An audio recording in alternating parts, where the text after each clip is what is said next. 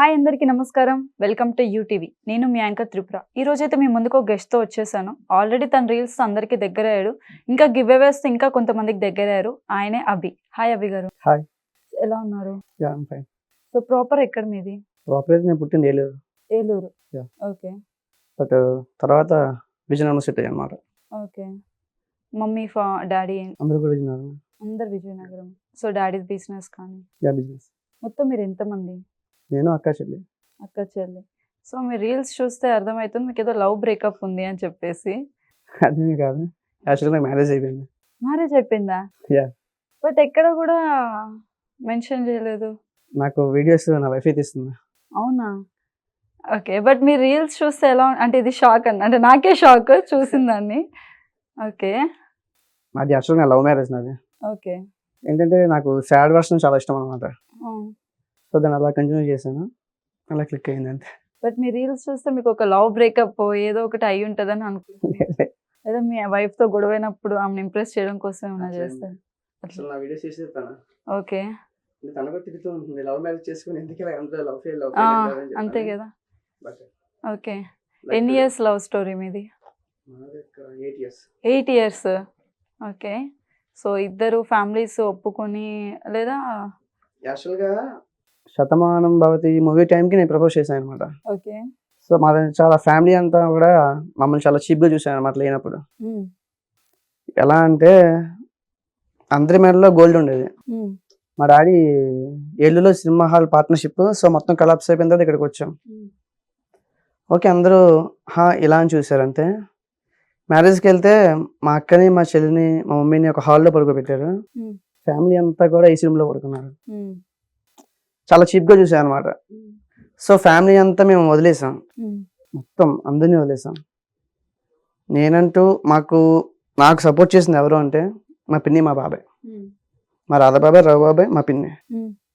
వాళ్ళు సపోర్ట్ చేశారు కాబట్టి నేను ఇప్పుడు ఈ స్టేజ్‌లో ఉన్నాను. హ్మ్. మొత్తం జీరో కొలాప్స్ నుంచి ఇప్పుడు 3 కార్స్, బిల్డింగ్స్ మొత్తం రియల్ ఎస్టేట్ చేస్తుంటే కారణం మా బాబాయ్. హ్మ్. ఓకే. మీది రియల్ ఎస్టేట్ బిజినెస్. ఓకే. మా బాబాయ్ దానికి రీజన్. హ్మ్. లవ్ చేసాము. యాక్చువల్‌గా మేము బ్రాహ్మిన్స్ అనమాట. ఓకే. తను కూడా బ్రాహ్మినే. యాక్చువల్‌గా నా ఫ్రెండ్ వాళ్ళ సిస్టరే. ఓకే. నేను లవ్ చేస్తానని చెప్పి వాడికి చెప్పాను. కానీ ఓకేరా తన ఇష్టమా అన్నాడు. తనకి చెప్పాను. ఫస్ట్ నో అంది. తర్వాత మళ్ళీ ఇప్పుడు 15థ్ ఇప్పుడు ఓకే చేసింది. తర్వాత వాళ్ళ ఇంట్లో తెలిసిపోయింది. సో నాకు కోపం ఎక్కువ అది అని చెప్పి వాళ్ళు యాక్సెప్ట్ చేయలేదు. హ్మ్. అంటే మీకు కోపం ఎక్కువా? మామూలుగా అయితే యాక్చువల్‌గా కోపం ఎక్కువ. ఓకే. అది యాక్సెప్ట్ చేయలేదు. చెయ్యకపోతే అప్పుడు నేను కొన్ని స్లీపింగ్ పిల్స్ వేయడం అన్నీ చేశాను. ఓకే. అయితే వాళ్ళ అన్నయ్యకి తెలిసింది ఆ విషయం. వాళ్ళ ఇంట్లో చెప్పాడు. వాళ్ళు ఏం రెస్పాండ్ అవ్వలా. నాకు ఫోన్ చేసి ఏదో అంది. ఇంక మనం బ్రేకప్ అయిపోదాం. మా వాళ్ళు వద్దంటున్నారు. అదేంటి సేమ్ కాస్ట్ కదా! అది ఇది కదా! అంటే లేదు అది అని చెప్పుకుంటూ వచ్చింది. అప్పుడు మా అన్నయ్య అని చెప్పని ఒకరున్నారు. అతను పూణేలో సాఫ్ట్‌వేర్. అప్పటికప్పుడు ఫ్లైట్ టికెట్ వేయించి వైజాగ్ రప్పించి వాళ్ళ పేరెంట్స్‌తో మాట్లాడిచ్చాను. ఓకే. ఇంకా తను ఇప్పుడు డిగ్రీ ఫస్ట్ ఇయర్ కదా! 4 ఇయర్స్ రిలేషన్ ఇలాగే ఉంటే మ్యారేజ్ చేద్దాం అన్నారు. తర్వాత అలా ఓకే అని మ్యారేజ్ చేశారు. అంతేనా? సింపుల్‌గా అయిపోయిందంటారా? సింపుల్‌గా ఏమి అవ్వలే. అంత స్ట్రగుల్ ఏమి అవ్వలేదు. జస్ట్ తన కొంచెం ఒక 2, 3 మంత్స్ బేర్ చేసింది పెయిన్ నేను బేర్ చేశాను. బట్ నాకేంటంటే మా ఇంట్లో ఫ్యామిలీ అంతా సపోర్ట్ అనమాట. నేను చేస్తాను అని చెప్పి ఫస్ట్ మా బాబాయ్‌కి చెప్పాను. ఓకే. తర్వాత మా ఇంట్లో చెప్పాను. వాళ్ళు ఓకే అన్న తర్వాత ఫస్ట్ మీట్ అయ్యాను నేను. అరే మీకు పెళ్ళైందని తెలుసుంటే మీ వైఫ్‌నైనా తీసుకురమ్మని చెప్తుండే. నాకు నిజంగా తెలీదు మీకు పెళ్ళైన విషయం. నేనే షాక్‌లో ఉన్నాను. నాకు మ్యారేజ్ అయిపోయింది. ఓకే. తను కూడా ఇక్కడ హైదరాబాద్ నుంచి జస్ట్ ఈ రోజే వెళ్ళింది. అచ్చచ్చ! అంటే తనని ఎందుకు రివీల్ చేయట్లేదు ఇన్‌స్టాలో? యాక్చువల్‌గా తనకి ఇవేమి ఇష్టం ఉండదనమాట. అంటే మోస్ట్‌లీ ఇప్పుడంతా కంటెంట్ అంతా వైఫ్ అండ్ హస్బెండ్ ఇవే అంటే జరుగుతుంది. టు బి ఫ్రాంక్ ఏంటంటే మా బాబాయ్‌లకి మాకేంటంటే అలవాటు. మా బాబాయ్ మాకు చిన్నప్పటి నుంచి ఏం అలవాటు చేశారంటే ఆడపిల్లల పిక్స్ ఫేస్‌బుక్‌లో పెట్టొద్దు. ఈవెన్ మీ సిస్టర్స్‌ది కూడా మీరు బ్యాక్ సైడ్ నుంచి బ్యాక్ సైడ్ ఫ్రెండ్స్ మోస్ట్‌లీ చెప్పడం ఉండదు అసలు. అవును. మా బాబాయ్ చిన్నప్పటి నుంచి అలవాటు చేశారనమాట. సోషల్ మీడియాలో ఆడపిల్లలు పిక్స్ పెట్టొద్దు అని చెప్పని. గాయత్రికి కూడా రావడం ఇష్టం లేదు. ఓకే. మీ వైఫ్ పేరు గాయత్రి. యా గాయత్రి. ఓకే. తనకు కూడా రావడం ఇష్టం లేదు. పెళ్లి ఒకటేనా? పిల్లలు కూడానా? ఇంకా ప్లాన్ చేయలేదు. ఇంకా చెల్లి ఉంది. ఓకే. సో ఇప్పుడు ఎటువంటి ప్రాబ్లం లేదు. ఇప్పుడు ఏం ప్రాబ్లం లేదు. ఓకే. ఫైన్. సో మీరు గివ్ అవే చేయాలి అని చెప్పేసి ఒక థాట్ వచ్చింది మీకు, చేశారు కూడా. ఆ థాట్ ఎందుకు వచ్చిందంటే అందరు ఇన్‌ఫ్లుయెన్సర్స్ చేస్తున్నారనా లేదా? అంటే అందరూ ఇన్‌ఫ్లుయెన్స్ ఏం చేస్తారో నాకు తెలీదు. టు బి ఫ్రాంక్‌గా. నేను చేసింది ఏంటంటే మీరు చెక్ చేయొచ్చు. నేను వితిన్ సెకండ్స్లో వాళ్ళని ట్యాగ్ చేస్తాను. ట్యాగ్ చేసి పర్సన్ని మెన్షన్ చేసి ఇస్తాను.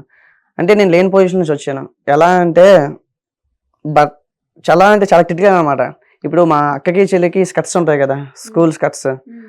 అవి ఉంటే మా స్కూల్లో అందరూ కూడా ప్యాంట్లు వేసుకునేవారు, నేను ఎక్కడ వేసుకునేవాడిని. నాకు ప్యాంట్ కావాలి అంటే మా అమ్మగారు అప్పటికప్పుడు దాన్ని ఏం చేశారు, ఆ స్కర్ట్స్ని ప్యాంట్ కింద కుట్టించి నాకు ఇచ్చేవారు అనమాట. ఓకే. చాలా చాలా స్ట్రగుల్ ఫేస్ చేశాను. సో నా దగ్గర ₹1 ఉంది. నాకు దీని అందరికీ మెయిన్ రీజన్ బేసిక్ ఎవరంటే మా బాబాయ్యే. ఇప్పటికీ కూడా కొన్ని కోట్ల నా నుంచి మా బాబాయ్ హెల్ప్ చేసేది. బట్ నేను బయటకు వచ్చాను కానీ మా బాబాయ్ ఇప్పటికి వచ్చి బయటికి రాలేదు అసలు. రాధాకృష్ణ అని చెప్పని చాలా మందికి నా ద్వారా హార్ట్ సర్జరీ చేయించాడు. ఇప్పటికీ ఎవ్రీ మంత్ ఒక వైజాగ్లోనే నర్వా అని చెప్పిన ఊర్లో ఒక 100 మెంబర్స్ని అడాప్ట్ చేసుకొని వాళ్ళకి ఎవ్రీ మంత్ 1 lakh ఇస్తాడు. అది కాకుండా దట్టు ఎవ్రీ మంత్ ఒక 2 months బేబీకి ఇంజక్షన్కి ఒక 45K అవుతుంది, అవి కూడా ఇస్తాడు. నాకు తెలిసేవి అలా కాకుండా చాలా చాలా చేశాను నా నుంచి మా బాబాయ్. కానీ మా బాబాయ్ మన ఎప్పుడు బయటికి రాడు. ఆయన నుంచి నేను ఇన్స్పిరేషన్ తీసుకున్నాను అనమాట. చాలా అంటే నేను ఇంకా లక్షల్లో ఇస్తే తన కోట్లలో ఇస్తాడు అనమాట.